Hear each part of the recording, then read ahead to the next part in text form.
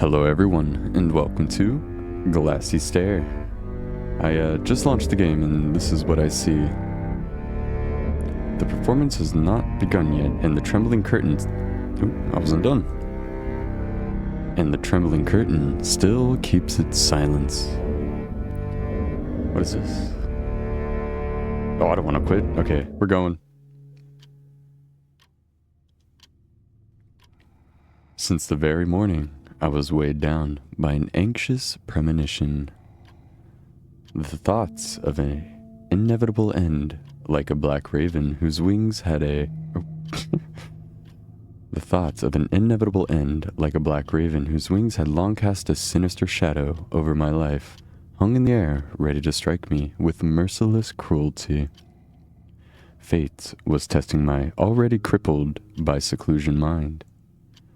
And what devilish irony it turned out to be when the usual order, so carefully maintained in my solitary abode, was torn to shreds by unexpected news. She, my only star amidst the darkness, had resolved to visit me. How strange, the desire to see her, to be near her, to share with her every breath and moment, turned into a tormenting contradiction. I wish those moments had been marked in the schedule. But alas, my misfortunes did not end there. In the workshop I would visit for prosthetics, where usually an affable, although somewhat stingy old man presided, I was now confronted by some stranger, a figure as sinister as it was unfamiliar. His face, covered in ulcers and deep grooves, seemed like a caricature of the human visage, while his fleshy lips twitched incessantly. "The master is away, sir. Allow me to give you your order," he said, struggling to shape the words. The unease already flooding my body like poison kept me from delving into the mystery of his identity. Only one thought possessed me: to retrieve the coveted box as quickly as possible and retreat into the saving calm of my habitual routine. This time the master had outdone himself. This is a special eye, a work of art. In it shines the soul. Laris fuscus lenis. Lesser black gold, order cardriliformis, family Laridae. Oh. The manners of that workman were as unbearable as the irritating flux of these gulls forever lingering along Iceland's shores. Yet where birds might hold a fleeting charm, in this gentleman there was only a repulsive parody of all that is natural and beautiful. And yet a miracle has occurred. The new eye not only filled the void where my lost flesh had been, but did so with such perfection it was as if it had always been a part of me. The unpleasant sensations that had always accompanied such replacements were now gone, leaving only a sense of completeness. The artificial organ felt as though no bloodless cavity had ever yawned in its place. Shines the soul. This doomed deformity had pursued me since birth, though I had long been aware of far worse defects of the human form. The absence of an eyeball incessantly poisoned my life, suppressing any intention to appear in society. People, with their snake tongues and false smiles, indulged in petty mockery, turning me into an object of scorn and amusement. I could not bear their hypocritical company, and to this day I despise them with all my soul. Forced isolation drowned my mind in anxieties. But in this unbroken solitude I found salvation, temporary though it was, in observing the winged creatures of the heavens, through ornithology. Birds, astonishing, perfect beings, fluttering above the vanity of worldly passions. Man will never come close to these angels incarnate, and anyone daring to conquer the skies will share the fate of Icarus, who dared to rise towards the sun. No, that is heresy. Stay in the shadows, watch and take note. These are the fundamental postulates. Only then will you soar high, only then will you catch the spark. Pica hudsonia. The black-billed magpie, a member of the corvid family, the embodiment of grace and freedom, made manifest in the form of a long-tailed beauty. My beloved had done the impossible. She was an angel, reborn in human form, the incarnate soul of that very bird whose wings sliced through the skies with a grace and daring denied to mere mortals.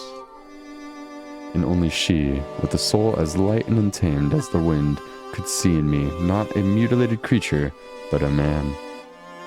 Only she could love me, see a treasure in the gleam of my glass eye, not a hideous affliction. The wait for our meeting was unbearable. This yearning, both agonizing and sweet, dragged my soul into the abyss of anxiety like chains. My mind, finding no comfort, wandered the ominous labyrinths of imagined nightmares. Visions of darkness and dread, terrifying images of her loss or cold indifference unfolded before me. And yet I waited. The glass in my socket was like sand, counting down the hours of my life. More and more often I found myself brooding over how much time I had left. I loathed the thoughts that the beautiful bird, my beloved, had willingly bound herself with the chains of love to me, someone so unworthy, so hideous. Oh, Adelaide, I wish you happiness, but I fear that your mercy will be your demise. I want you to be happy, Adelaide.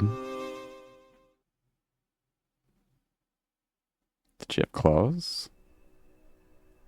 Night found me in torturous wakefulness. I could not sleep, tormented by dark thoughts. Only my kind nocturnal companion, the owl, shared with me the hours of suffering.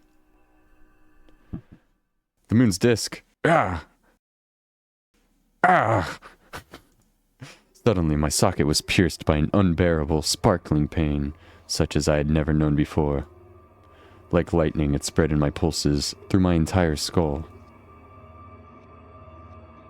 Horrified, I rushed to the mirror, but saw only my face contorted in agony. The prosthesis was intact, as was the socket, but what was this hellish pain? Could the phantoms have reached even my physical shell? I feared the illusions would begin to torment not only my mind, but also my body. But perhaps it was nothing serious. So I thought, before sinking into painful dreams. But my illness progressed. I did not notice when the moment came that the artificial eye became inseparable from me, and I could not remove it. It seemed to have taken root, its glass and flesh intertwined in the darkness of my socket. Each pulsing beat felt like a hammer splitting my skull from within. Nauseating pain filled my every cell of my body, robbing me of the ability to think or act.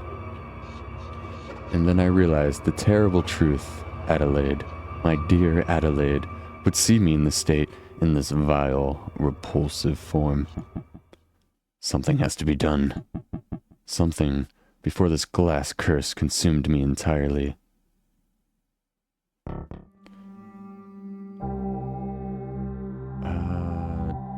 Dentist? Macronectus? Giganteus? You compare your pain to the attack of a giant petrel? Warren, I beg you, spare me your mockery. I am in no condition to endure it. Have you gone back to the workshop? Warren Pierce, my only friend and confidant, was an educated and respected man, a young dentist whose social status seemed unreachable. Who else could I trust? No one else could hear my tale. But my illness took on an even more sinister turn. Seeking the man who had given me the ill-fated eye, I returned to the workshop. To my horror, the old man working there claimed never to have seen that stranger who had given me the order. He confirmed that he had indeed been away at that time, but the workshop could not have been open. I tried not to panic, tried to keep myself under control, but increasingly I found my thoughts taking on an alien, unnatural timbre. As if another voice, quiet and sinister, was whispering in my head words I dreaded to hear. Upon examination, I found nothing unusual. The prosthesis sat well, perhaps too well, for this piece of glass cannot be removed. I'm afraid, my friend, there's nothing I can do. Teeth are bone, the skeleton, eyes are different, all soft, deep. Even if the eye is glass, you know what they say, the eyes are the mirror to the soul. So perhaps it's a good thing it's fixed in place. You wanted your eye back? Well, there it is, he said with a faint smile, not knowing how deeply every word wounded me. Migraines, my friend, are probably due to the lack of fresh air. But if it troubles you so much, I can prescribe you morphine.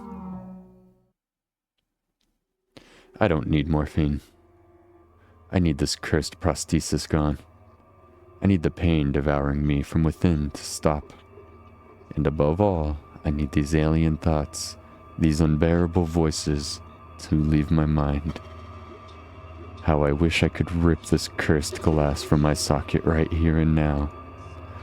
Oh, Warren, my friend, if only you knew that I had not just lost control of my body, I am losing control of my soul.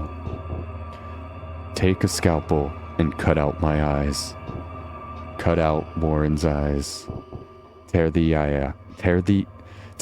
eye right now. Squeeze. Monstrous intentions attacked my mind.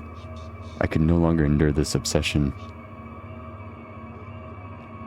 I had to break away and flee without even explaining myself to my friend. Something was wrong.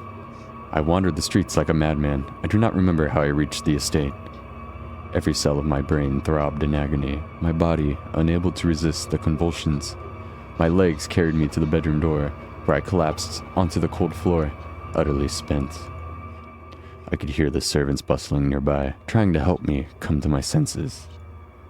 But I could not tear my gaze away from it. It was slowly approaching, seeping through the people. Ooh.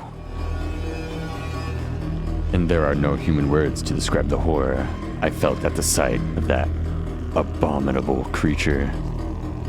Everything in it seethed, flesh rose and fell, layers of bone and stretched skin shifted in chaotic order.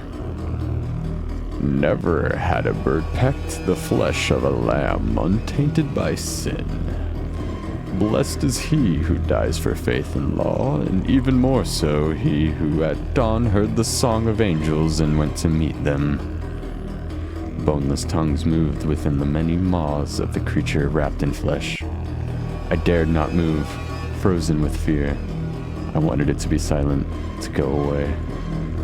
But hunger took hold of our beaks, our heads, our souls.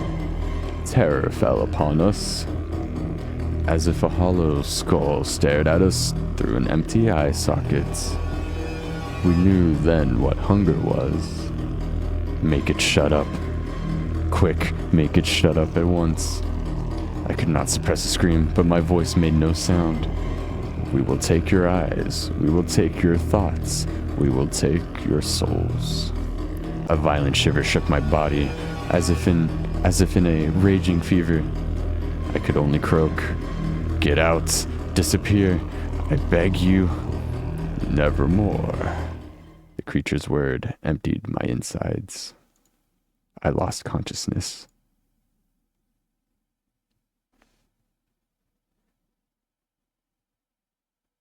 Who am I now? Where am I? I need Adelaide. I want to see her. I need a rest. I'm so tired.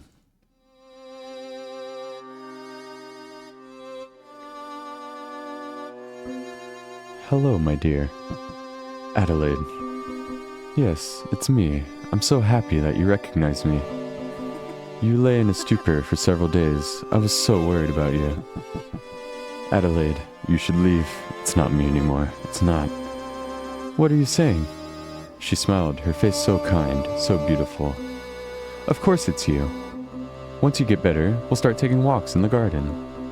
You'll tell me all about the beautiful birds, and I'll listen. I love you. I'm so in love with your beautiful eyes.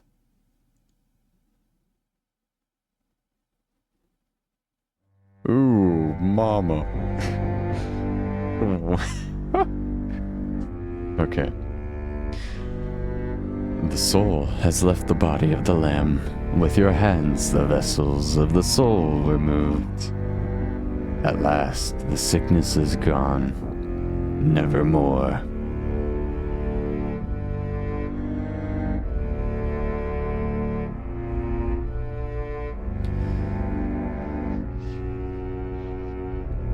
Oh, wow, okay. Very interesting. You know, I like that. I like that. I like that a lot. Thank you everyone for joining me. This has been Glassy Stare. And I'll tell you, I resonated with it just a little bit. Some of you may know I've had eye surgeries. I've had 4 of them actually. And it was because of a condition that caused me to be incredibly self-conscious about my appearance. So the beginning of this kind of resonated just a little bit with the feeling, hard to describe, with the feeling a certain way about the way you look because of your eyes. Thank you everyone for watching. This once again has been Glassy Stare, thank you. If you enjoyed the video, please leave a like and subscribe. And I'll catch you in the next one. Deuces.